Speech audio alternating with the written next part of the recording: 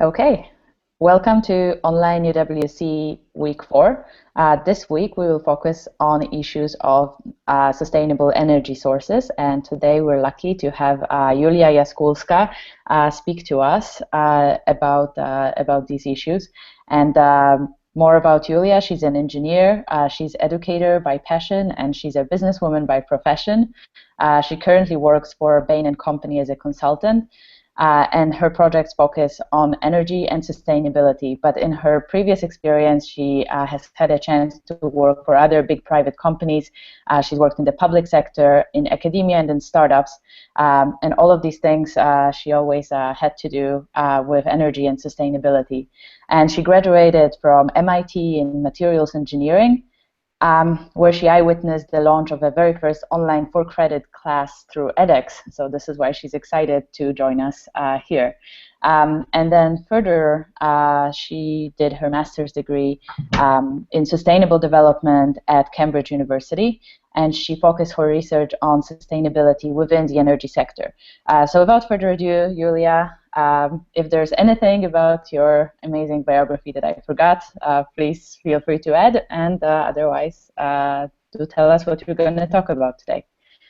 Well, hello everyone. It's definitely a pleasure to be here. I don't know if there's anything to add. This has been such a flattering biography that I quite think I don't quite raise to the bar. So just to level it down a little bit to make it easier on myself, I'm quite a young professional who just started, but definitely very, very excited to share whatever I can and I know with everyone.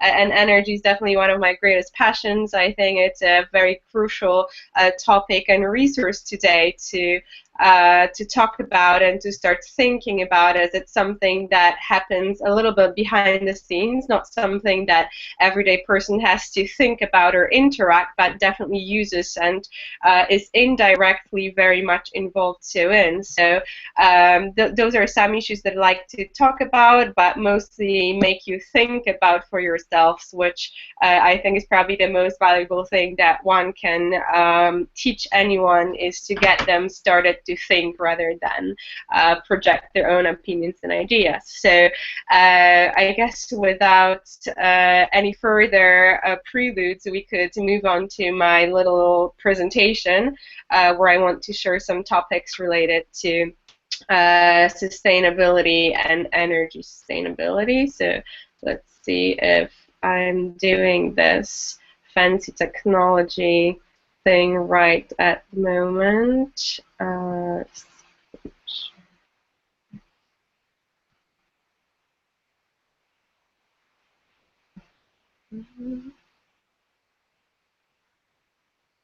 Okay, is this on display right now? Yep, everything works just fine. Okay, perfect. So energy and sustainability, very, very general topic that I want to be touching on today.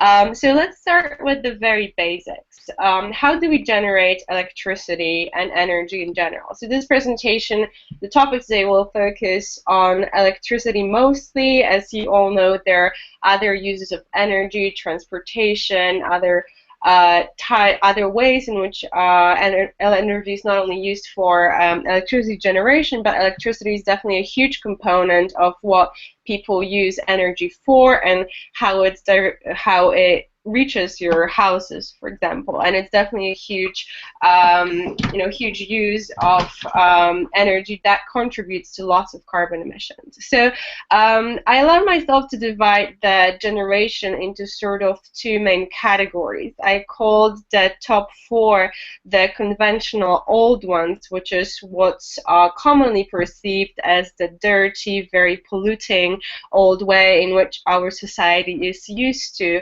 extracting energy. And then the second half at the bottom of this screen is the so-called sustainable new ways towards which our world is hopefully moving, and that are commonly perceived as the good ones as opposed to the bad ones on top. So giving you a very quick overview, starting with the old and conventional ones. The most obviously popular one is coal power plant, one of the oldest, actually the oldest electricity generation method, where you simply take coal, put it into a generator, burn it, and from the heat that it produces and the pressure, it puts the generator into the movement, and that's how you generate current that ultimately flows and gets into wherever it needs to get.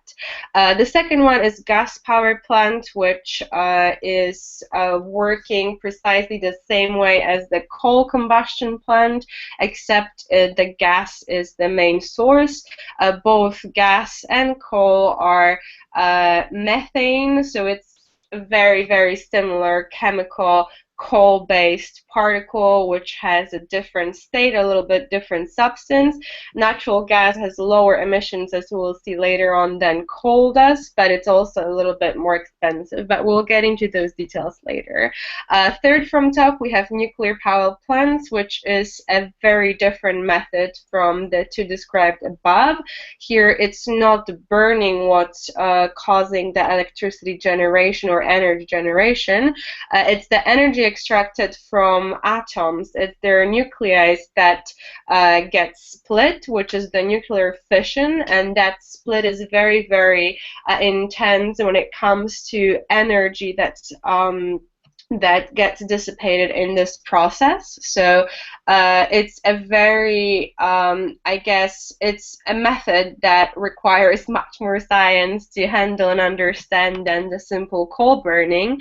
And it's something that we'll touch on later as well. That's when it comes to emissions, much cleaner, well, actually pretty much emissions free, because there is no coal in those particles that causes CO2 emissions ultimately.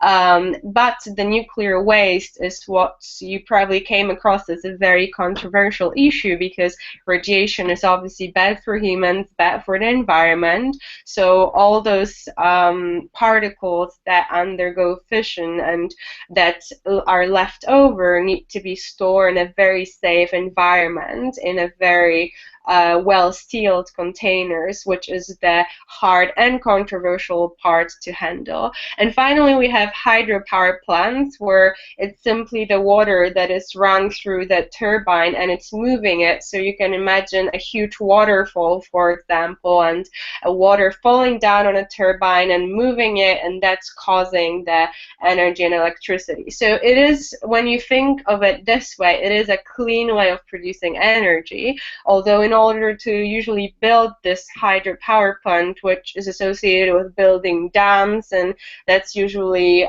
interrupting the natural habitat quite a lot, and the construction of such power plant is quite intense on the environment. The life cycle of emissions, which is when you look at emissions that are emitted or created not only at the energy creation process itself, but also at the installation of the power plant, or here the hydro power plant, which is creating that energy. So all the process that goes into building it. And here it is the building process, which is hard on the environment, not the production process of energy itself.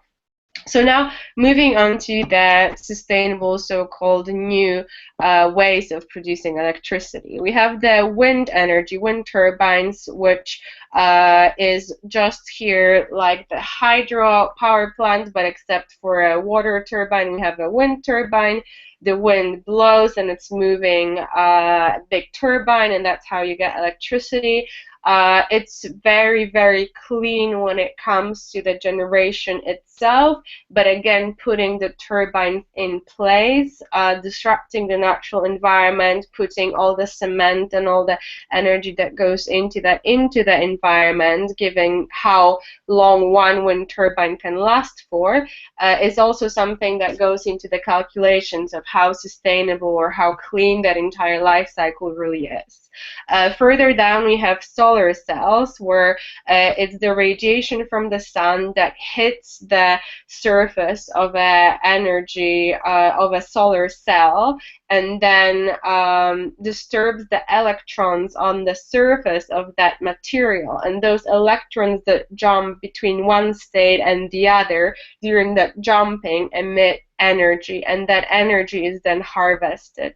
So even though, again, the process itself of producing that energy is very, very clean, building a solar cell from those very particular and sensitive materials that have those free electrons in proper states that are readily available to jump between one state and another and produce that electricity is quite complicated and also quite energy intensive to produce such solar cell. And then also to say not that efficient at the moment. The most efficient solar cell is about 40% of the energy that comes in that the solar cell can give back. So that's something to keep in mind, and that's something we'll touch on further as well. Moving down, we have geothermal, where we get power extracted from the heat stored in the earth. This is a fantastic, clean, very sustainable method, although very, very limited as the other ones as well by geography, because you either have those geothermal sources underneath and can use them, or you don't have them, in which it's not really available. And finally, we have biomass, which we will have a little case study further on later, where we have biomaterials, by which it's generally meant any sort of bioorganic materials like plants or food, corn, for example. You can think of it as a biomaterial, or wood pellets that can be burned and produce energy. So the way I like to think about it is that biomass, it's coal before it's sat underground for ages, because basically coal is organic matter that used to sit under the crust of the earth for a very, very, very long period of time, and then it got crystallized and dried out very, very well, and so now it's quite condensed organic matter that we can burn. And biomass is everything that, if it's sat underneath the Earth's surface for a very, very long time, it would turn into coal eventually, but we harvest it for energy before it turns into coal, because we don't have to basically wait. It is very, very, very long time for it to turn into coal.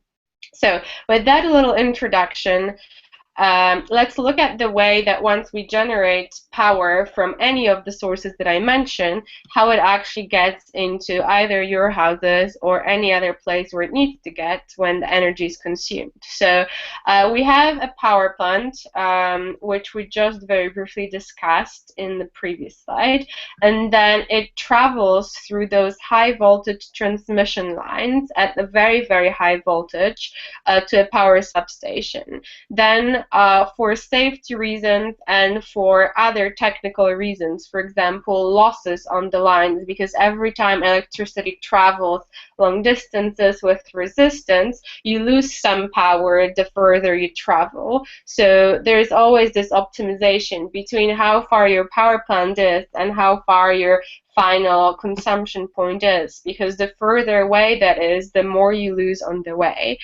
So first it travels to those very high voltage transmission lines, and then the voltage gets brought down to the voltage and those power poles that go to your houses, for instance, and that you can receive your energy in either 110 volts when you're in North America or 230 when you're in Europe. I think those are the two main voltages across the world that are present, and that's what most of our devices run on. So this is the conventional way in which energy is being transmitted in a very linear process. So you can directly follow the path from the power plant through the transmission line into houses or wherever else it needs to get. However, the new way, the so-called distributed way, is something, it's a sustainable aim to change the way that energy is transmitted from this linear process to a distributed process where you have many, many more participants of that entire power scheme. So as you can see, you have the power station at the top left corner, where energy goes to a factory, buildings, but it all meets from wherever you try to look. It all goes to a control center, which is something that touches on smart grid, and something I believe you'll have another lecture on, so I won't dwell onto it for too long. But it's trying to integrate all the little sources, which is not only a huge big power station, but for example, few solar panels that are sitting on the rooftops of buildings, or a little wind power farm that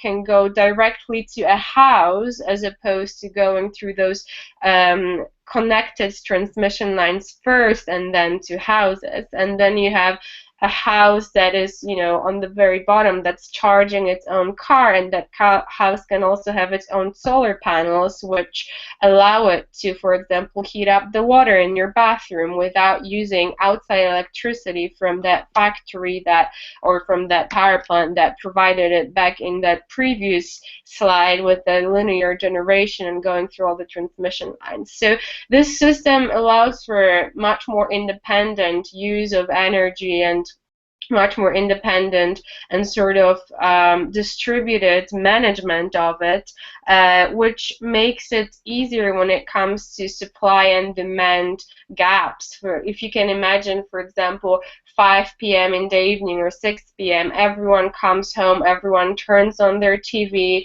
everyone puts on their electric kettle, and everyone turns on their laundry machine. So this is when a lot of energy is needed, and if you only draw it from one single source, and let's call it a coal plant for now, thinking about this previous slide, it means that this one power plant has to be running at its maximum output at this particular time to meet that one demand. While if we think of this distributed system, we can say that, you know, that power plant is supplying the electricity only during the day, and then 6 p.m. comes in, everyone goes home, and you can use the you know, the power that you generated either from your own house to increment that peak, or from your own solar panels. You can use the wind power that's currently blowing, or you can turn on the energy storage, which is also part of that grid,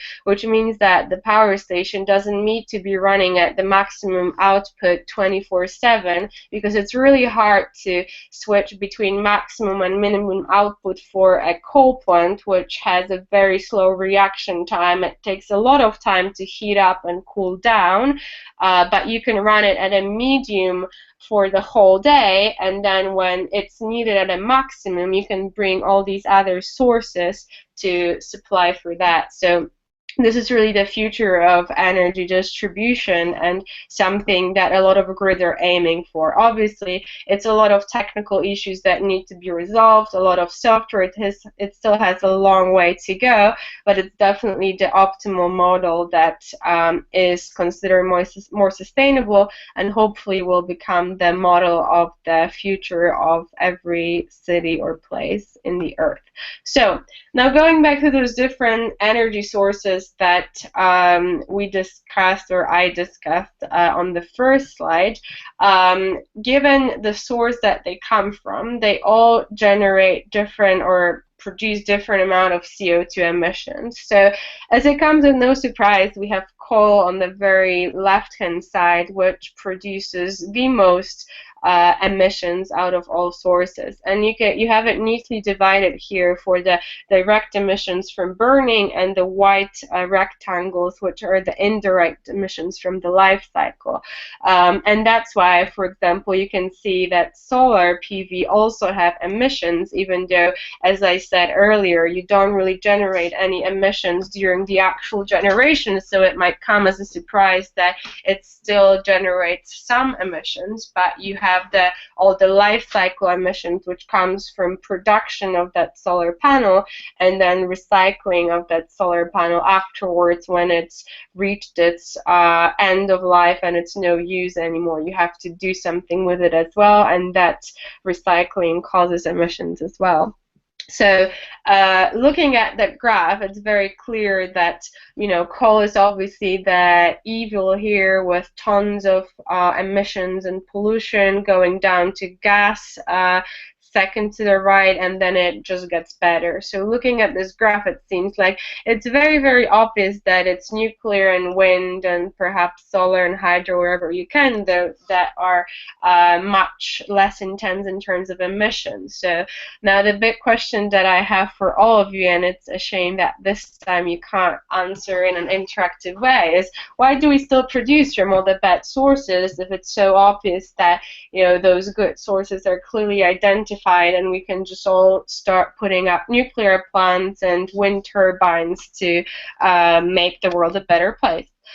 So it's obviously well known that the energy use is increasing, that the raw fuel reserves are limited, so not only are they polluting, but also they are coming to an end. There's a pressure on standard of living, which means we travel more, we use more electricity, we have more devices, more cars, more everything, and obviously there's global warming that's kicking in, so we really have to be more conscious about the emissions that we produce. And obviously the easy solutions are to replace all the coal with renewables, to store CO2 emissions during production, to switch to biofuels, and to bring back nuclear. But if this is so well known, why don't we actually just do it?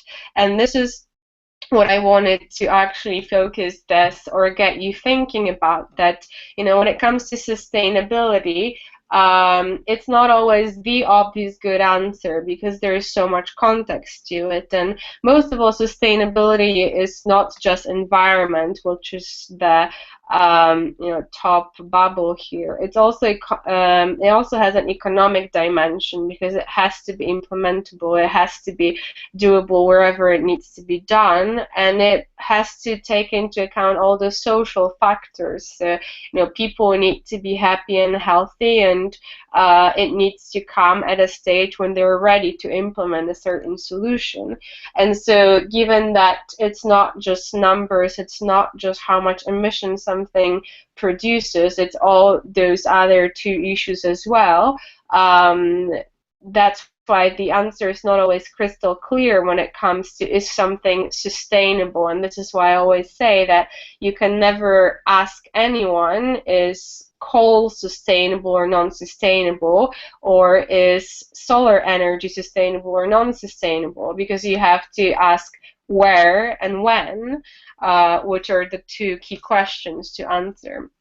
And so with that in mind, those are some issues that I wanted to highlight to you. So number one, power distribution is highly localized. So if you have, for example, that solar energy that I keep bringing up, why don't we just use solar everywhere, or why don't we use nuclear everywhere, or why don't we use some geothermal everywhere, which is so great? It's because you can't transport electricity once you produce it anywhere that you want. It has to run through those cables, and you have those losses, and obviously you can't connect everything through a cable. So here is just an example of United States, which is one country, one huge country, and those dark blue lines outline different electricity grids that you have around the country. So even one single country does not have a single grid for electricity transportation. So if you look at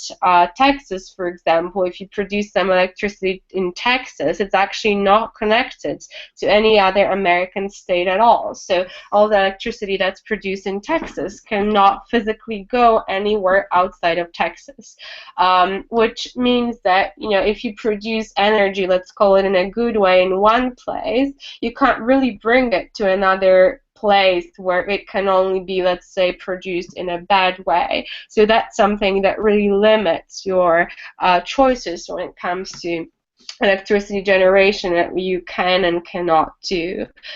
So, countries use what they have, basically, is the point that I'm trying to bring home here. Here you can see the world coal reserves, and you see that there is lots of it in the US, in Russia, China, India, and Australia. And those happen to be countries that obviously now US is kicked in with natural gas a lot, but those are the countries that used to be, or are mostly still, predominant coal generators, because those are the resources that are locally available to them, what makes them better and preferable to other resources that are, on a global absolute scale in lab conditions perhaps better, but are simply not available to them. So moving further, this is what's obviously very, very important in our world, which is money, and something that makes things possible or not possible. And here is the production cost of electricity that's projected by the European Union for the year 2020. And so as you can see on the very, very bottom where we have solar energy, the cost of producing megawatt hour is still absolutely highest when it comes to all other sources. So in terms of euros, this is completely out of scale, even though this is clean energy, even though this is sustainable energy. It is not sustainable economically for most countries to afford energy from that source. And this, again, keep in mind that those are the figures for the European Union, which, if you look at geography, does not have a lot of sun. If you brought these numbers to Africa, for instance, sub-Saharan Africa, let's say, that would be very, very different, because the amount of sun that is available there and that can produce electricity from a solar panel is much, much higher than it is in Europe. And so given that the cost of a solar panel is, let's say, the same in Europe and in Africa, the energy, the electricity that you actually get out of it is few times higher in Africa than it is in Europe. So for Africa, those numbers would look very different than they look for Europe. So again, you always need to ask where that is that you are comparing something to. And so as you can see that in Europe, when you look at coal, it is moving towards the more expensive, on average, generation than nuclear, for example, or biogas or hydro energy. But again, the problem with hydro is that it's a very localized source. If you happen to have that elevation difference, let's call it this huge waterfall that you can tap into, you have a potential for a hydro generation plant. But if you don't have it, you can't use it. So looking at the cost, you can see that wind is looking more and more attractive for Europe, and that coal is getting more and more expensive, which is good news, because that means that there will be an economic incentive to produce less and less of it. The third reason that drives a lot of decisions what to produce from is energy security. And here I want to give an example of Poland, where energy security is a big issue, because energy security is a very political issue. It's even if you have a cheap resource that's supposedly good for you, you don't want to be too dependent on it, and if it comes from another country, because, well, countries fight and politicians disagree, and if they disagree too much, then they might say, well, I'm going to stop sending my let's say natural gas over to you. And then if your people depend on electricity that's generated from a lot of natural gas, then your people are left without energy. So even though something might be environmentally and economically a good decision when it comes to energy, it's not always politically a safe decision, because countries need to prepare themselves for supplying their people with energy energy, and they can't depend too much on outside sources. So obviously it's a very soft issue, it's not quantifiable, and it's always an ongoing debate. Is energy security really a threat, or is it just a perception that it is a threat? And there are tons of papers written actually on Poland and Russia and natural gas in particular, because Poland, as you can see on the chart to the right, GasNet imports most of it gas. If you look at 2012, that is over 90%. You can't see it on this figure, but I was putting the number there, so I know it's over 90% that comes from Russia. So if Russia decides to stop supplying gas to Poland, Poland is left without natural gas, and 18.1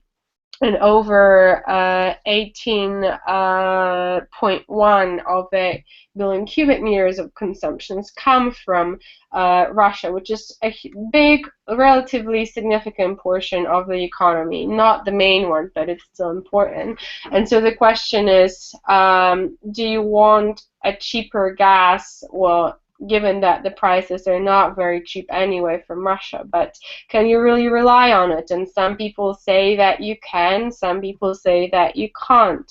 So the historical relation with Russia kicks in, the recent events in Crimea, which probably make countries and politicians and leaders a little bit more cautious about it.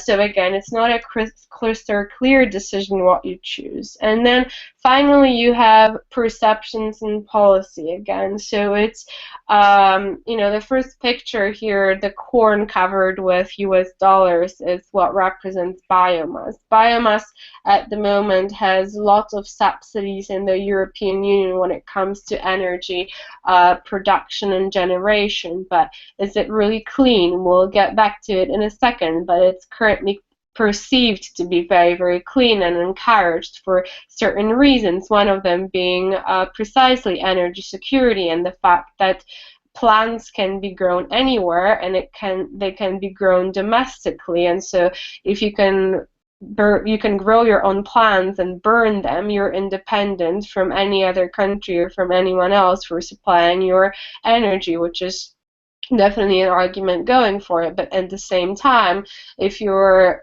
using those plants, which often corn, for instance, can be used as food, you are using land, which is a limited resource, obviously, and you're taking it away from agricultural use and putting it into energy use, so it's a trade-off again.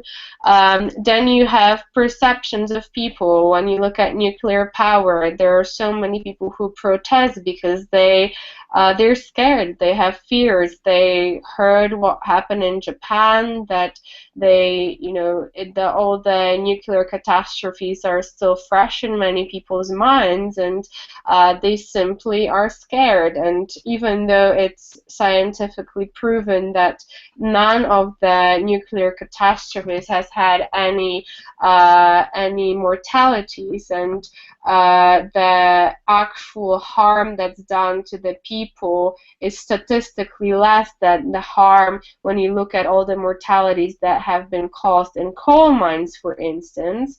It is that vivid image that plays in public perception, and that's what makes people scared, and that's what causes countries like Germany, for example, to step back from nuclear, to have their people feel happier and safer about the energy that they're getting, even though nuclear is absolutely the cleanest source of energy if the waste is handled and stored properly and safely. But again, this is a public perception.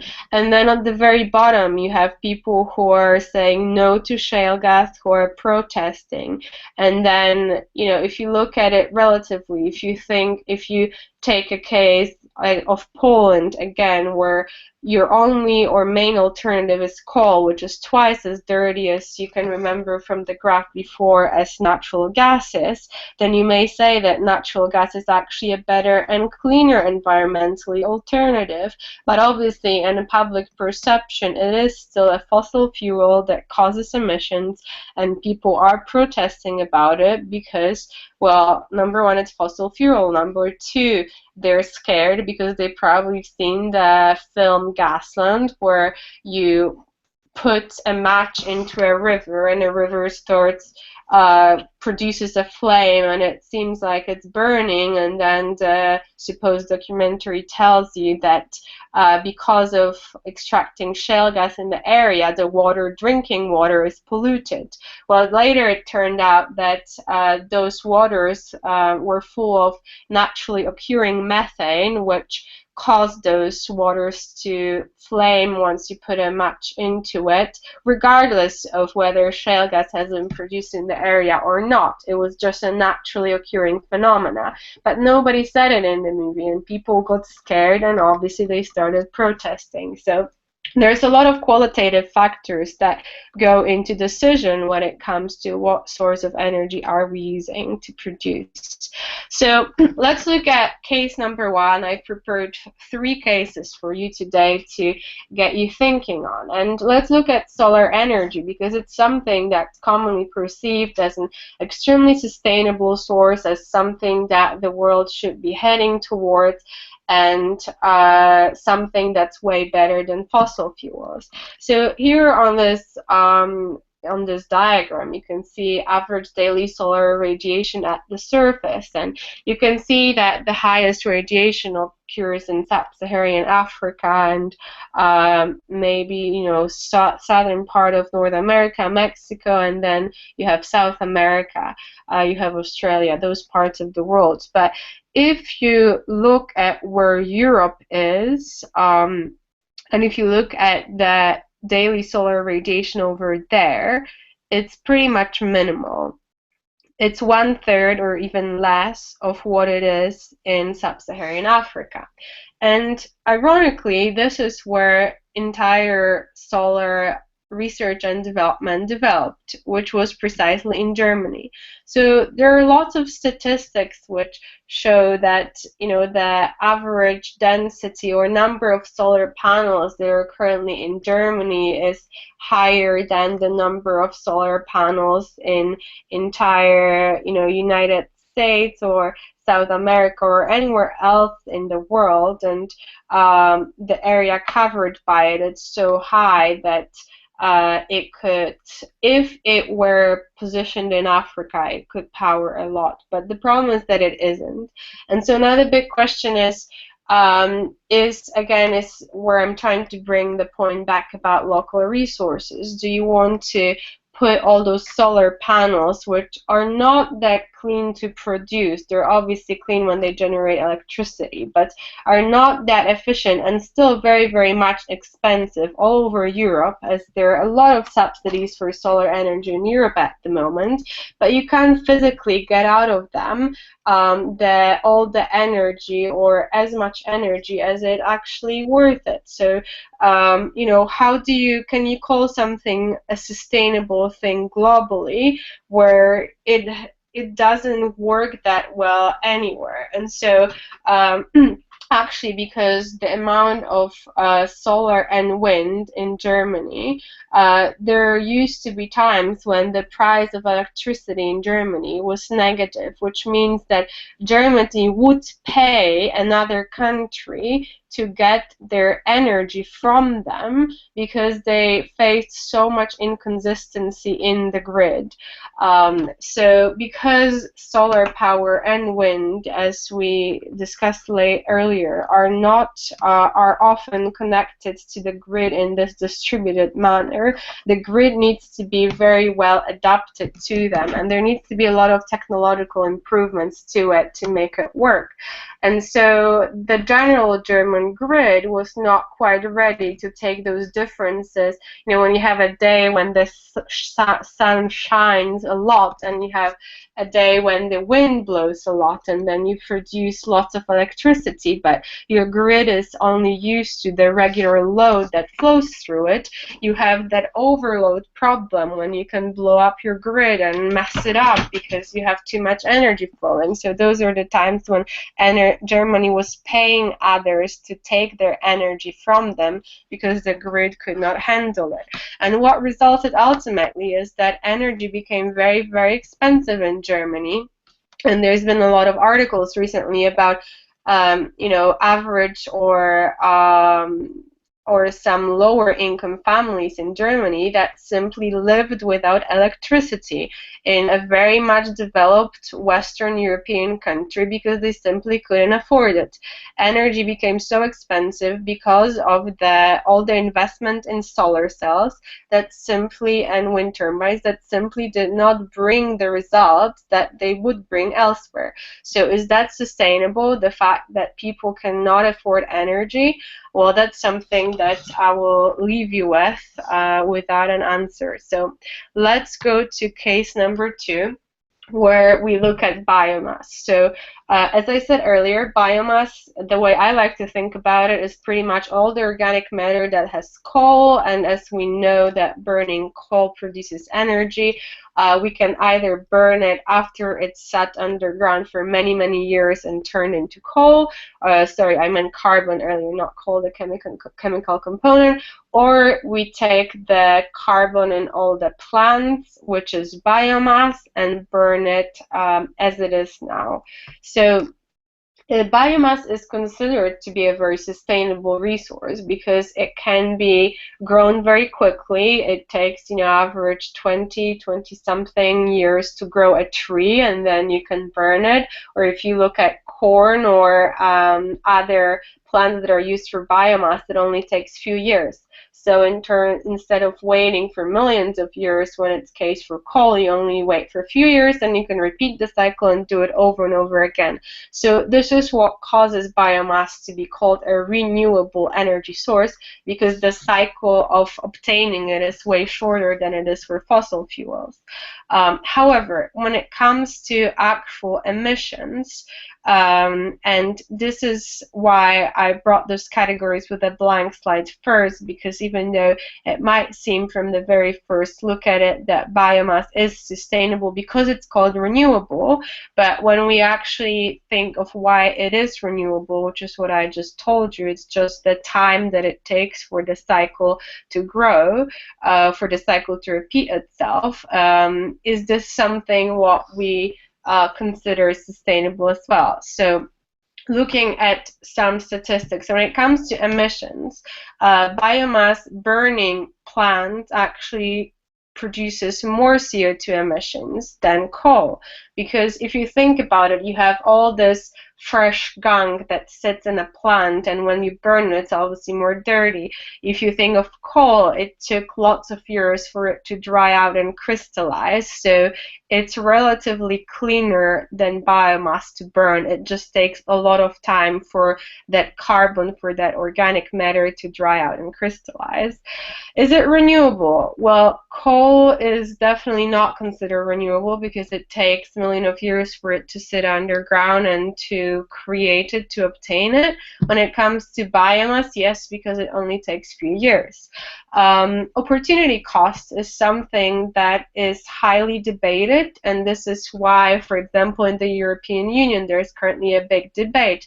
Should we still consider biomass a sustainable energy source, and one to which there's a lot of monetary subsidies, because it is using a lot of land to produce. So while we extract coal from underneath the Earth's surface, so obviously there is some land that's needed to have a mine and a pit and start taking and mining that coal. It's much less surface than fields of plants that are growing that are needed to produce equivalent amount of energy.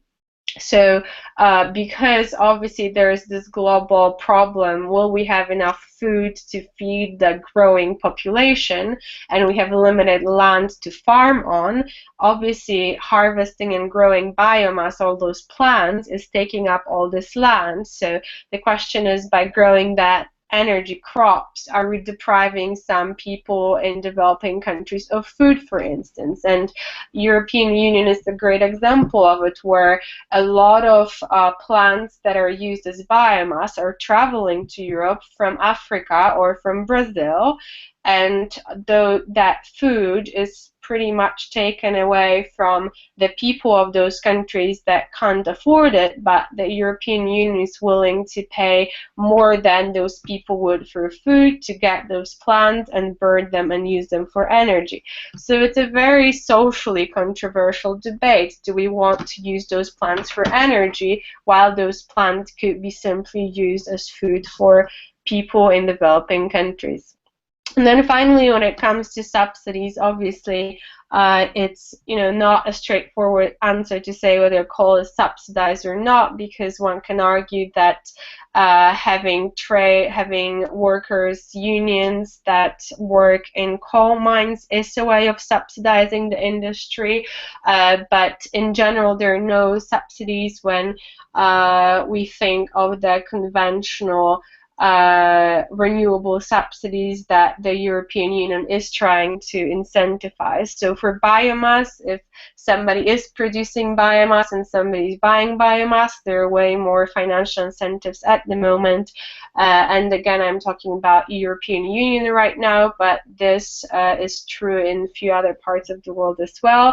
So biomass is hugely subsidized by the government and encouraged. So again, whether it is sustainable or not is yours to answer. Here are just some things to think about in this topic. And then case number 3 is something that I actually worked on directly and something that my master dissertations in Cambridge was focused on, so something I'm probably most knowledgeable on compared to the previous topics. Can shale gas be sustainable? And shale gas is something that brings a lot of controversy when you first hear that term, and most people will give you a straight up answer: no, it isn't, because it is a fossil fuel and the way of extracting it causes a lot of fear from society. It's claimed to pollute the waters, and it's claimed to do harm to the environment around it, so people have very negative feelings to it.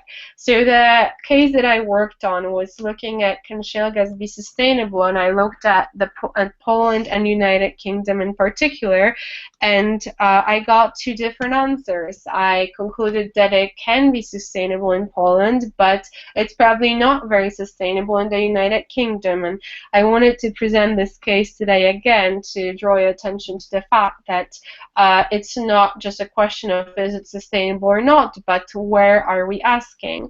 So when it comes, I gave 3 main reasons for why it can or cannot be sustainable, and the first one is decarbonization. So if you look at the electricity generation mix in 2013 in Poland on the left-hand side and United Kingdom on the right-hand side, you can see that Poland is mostly coal dependent. So over almost 90% of Polish electricity generation comes from coal, which is an extremely polluting energy source, as you've seen earlier, and natural gas has twice as little carbon emissions as coal does. So when you look at it from the very high level, if your alternative to coal is natural gas, it's twice as good if you compare it to coal, which is the Polish case.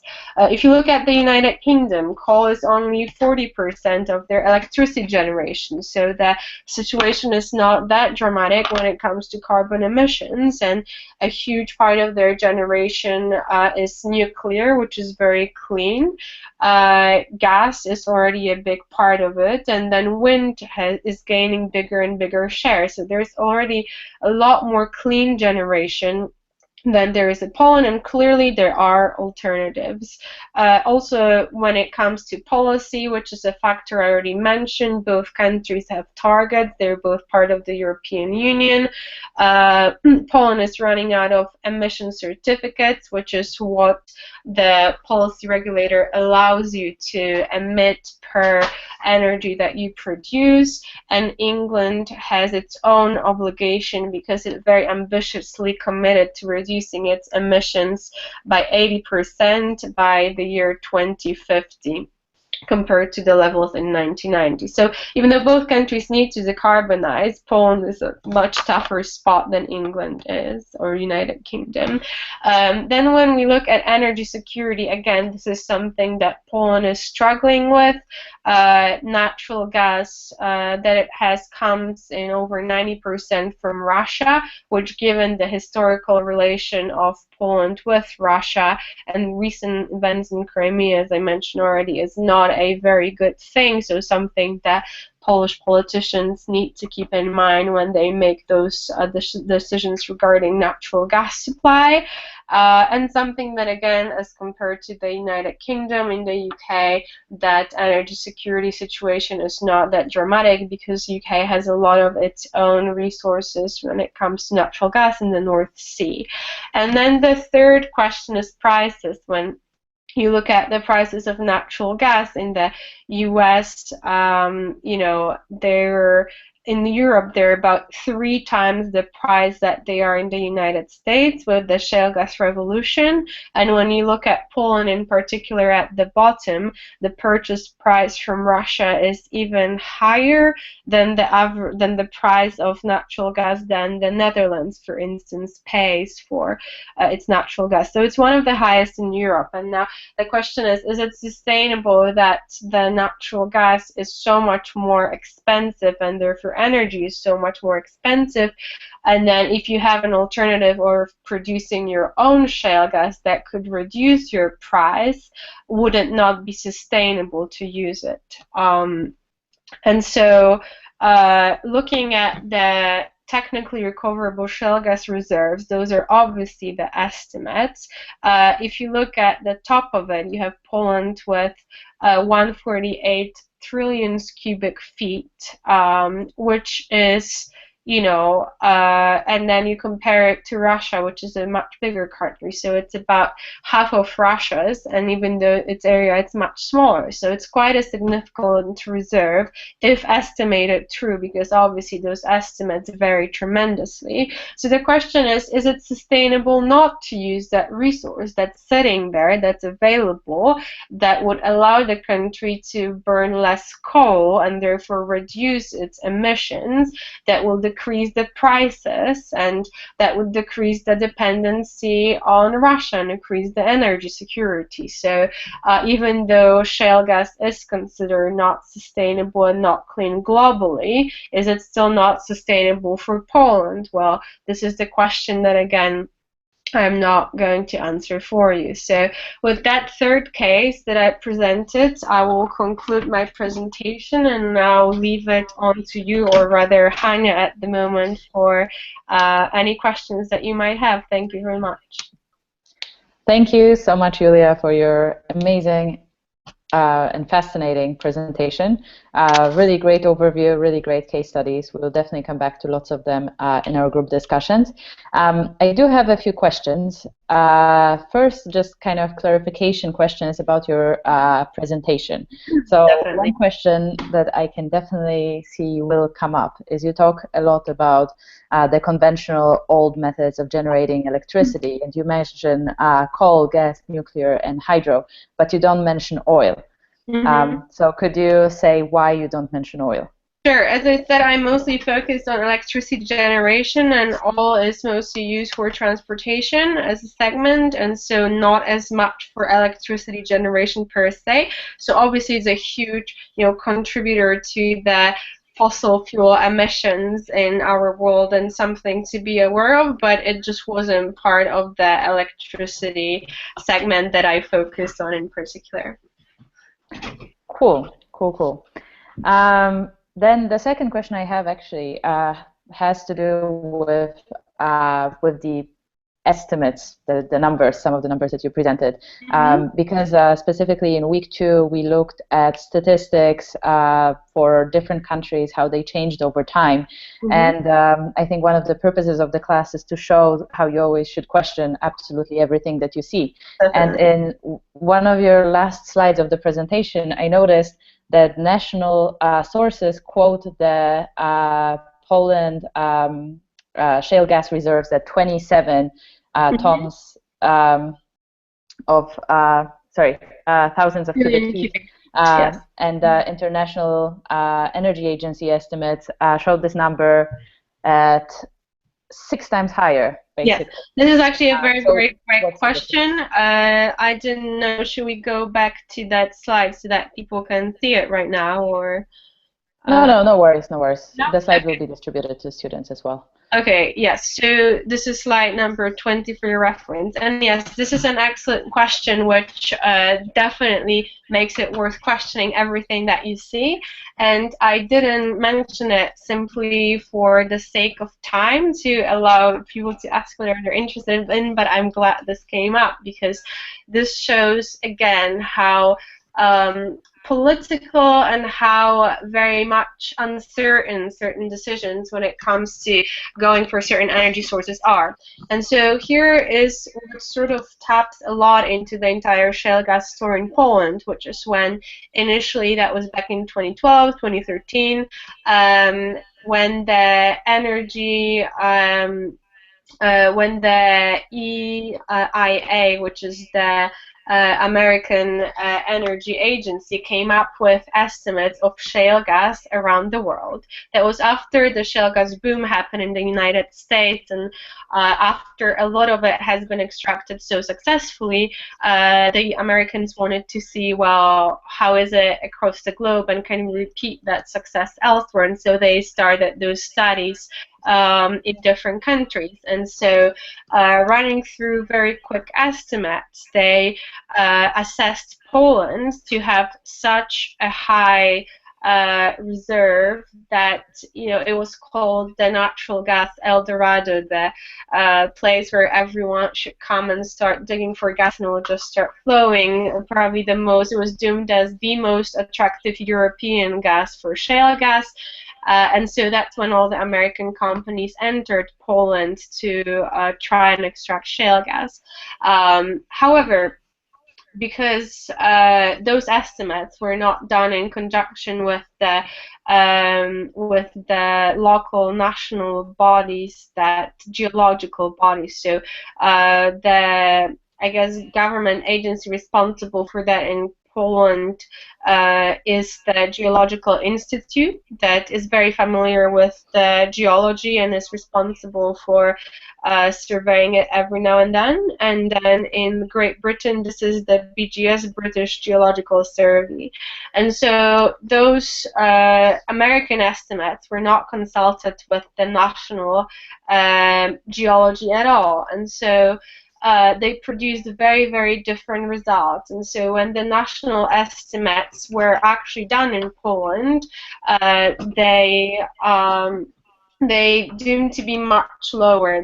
Taking into account a lot of factors that the energy agency in the US was not familiar with, because they were not actually physically conducting the studies. They were just estimating some numbers and then projecting that, you know, assuming that if Poland is as the yield is comparable to the yield of the Burnett Shale in Texas, then it should have X amount of natural gas, which when the Geological Survey in Poland, the Geological Institute, conducted its own estimates and, you know, discounted for the fact that the structure of the rocks is different and there are a lot of other factors that come in, actually we should not be as optimistic, and there is much less shale gas available than the initial estimates of the EIA thought there would be.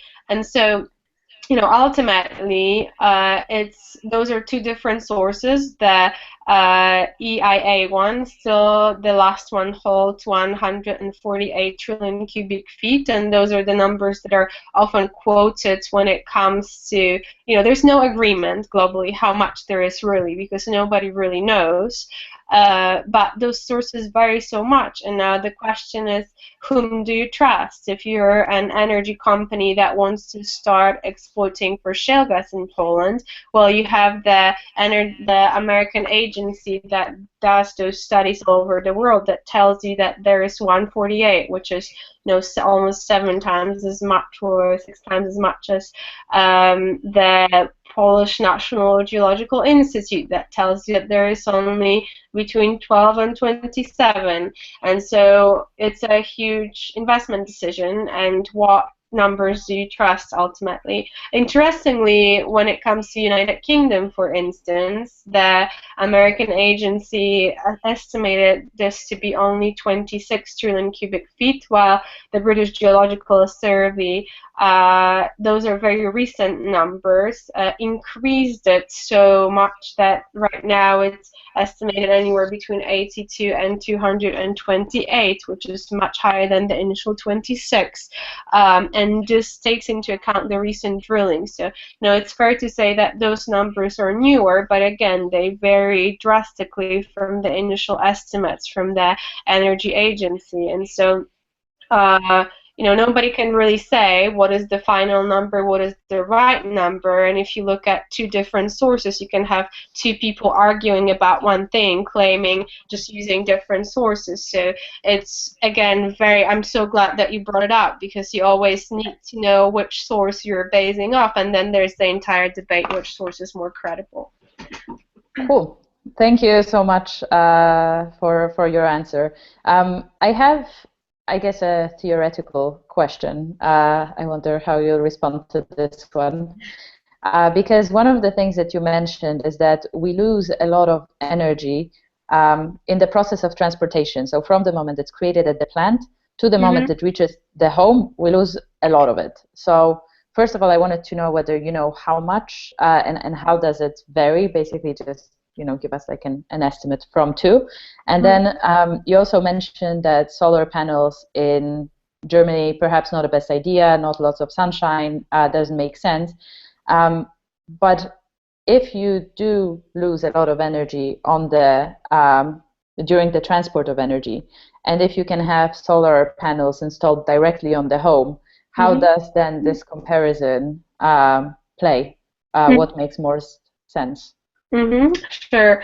So when it comes to the first question about the energy losses, so this obviously varies given what type of transmission you're talking about, how high of a voltage where it is. But just to give you an idea about the range of the numbers, this is usually a few percent. It can go, anywhere from a 100-mile cable that's carrying 1,000 megawatts that has losses of 1%, or you can have, a different cable carrying different loads. For example, the average US loss, I think, is about 6.57%, something on that order. So I would say anywhere between, 3, 7, 8%, no more than 10%. So it's not, anywhere as high as 30, 40, but it's still considerable. And obviously, when you run into, again, policy where you have country borders and not, European grid is also just as the American one, very not integrated at all, which is a huge European debate at the moment, because it would be ideal if Europe could share a lot of its energy, but it isn't. And a lot of it is political. For example, Polish grid is a very much remnant of the Cold War, so there are places where you had on purpose historically places where the grids are just not connected, so to prevent from energy transportation from certain areas. And also the reason why Texas is its own grid is political, because it used to be its own country, it perhaps wants to be its own country still, and so it's completely independent when it comes to energy generation, and it's not sharing with anyone. So you have obviously energy losses as transportation on one hand and political factors on the other hand. When it comes to now having solar on top of your roof, yes, obviously it's a great idea, and it obviously, you don't have any losses in terms of transportation, you're not dependent on the grid, you're not dependent on whether it's reliable if something breaks. But then obviously, again, it's how much can you realistically produce from it. So for households, it used to be I guess, economic because the government subsidized it so much. But if the end consumer was to pay, and I'm talking Europe right now, the full cost of producing and installing that solar panel without any subsidy, at the moment giving the maximum 40% efficiency of a solar cell, they would still never recover that money over the life cycle of that solar panel as compared to the electricity price they can get from the grid. Cool, cool, cool. Thank you for your answer.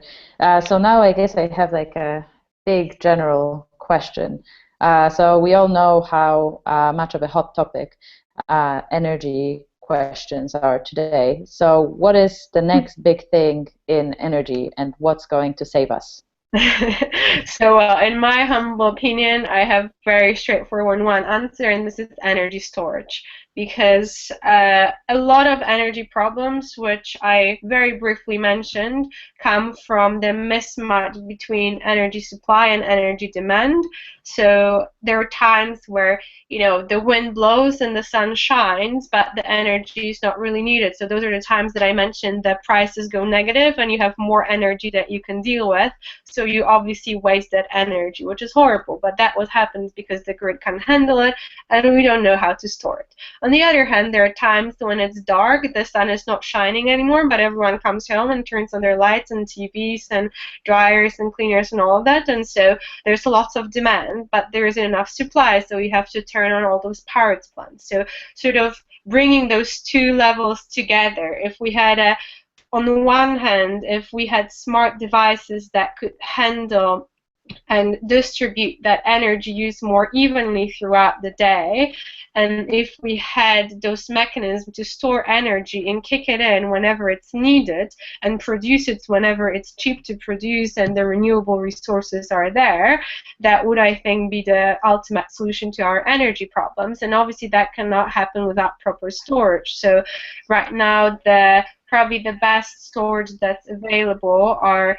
the water pumps, which is when you have excess energy, you pump a lot of water up to a level, and then when you need it, you simply bring it down and use it. But pumping it obviously takes energy. So through the process of pumping, I think the highest efficiency that's achieved at the moment is about 40% as well. So we are still not at a point where we can extract at least half of energy that we first put into the system.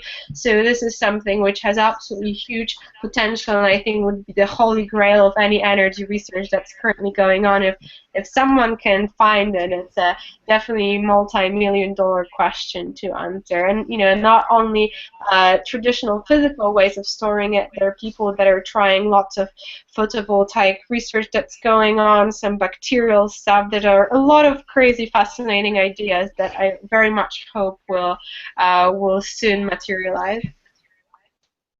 Great. Thank you so much for this inspiring answer. Hopefully we'll have future scientists or present scientists who will help resolve this issue. And thanks so much in general for taking the time to speak to us. Even though it wasn't live this time, I'm assuming that if there are any questions from students, I can still pass them on to you and you will respond by writing, and then I can post the answer. Definitely. I'll be happy to. Thank you so much. It was a pleasure. I hope you learned something new, or at least I got you thinking about something new. And good luck, and keep asking all the questions. Great. Thank you.